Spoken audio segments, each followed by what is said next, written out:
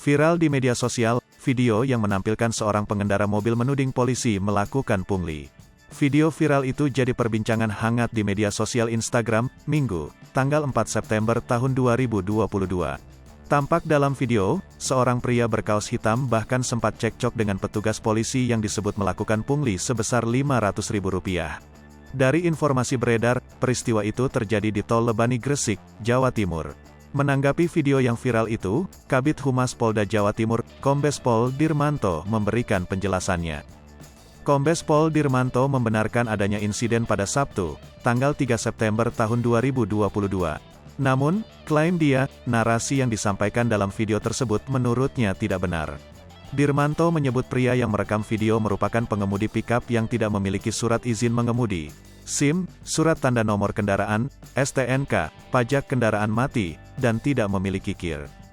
Ketika di kantor polisi, Dirmanto mengatakan ada mobil Pajero yang menerobos akses khusus petugas tol dan diminta untuk kembali. Pengendara Pajero itu diketahui merupakan pria berkaos hitam dalam video yang beredar.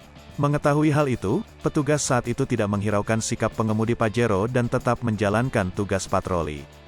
Dirinya menjelaskan, pengemudi pikap yang sebelumnya ditilang juga telah memberikan pernyataan kesaksian tentang perilaku pengemudi Pajero.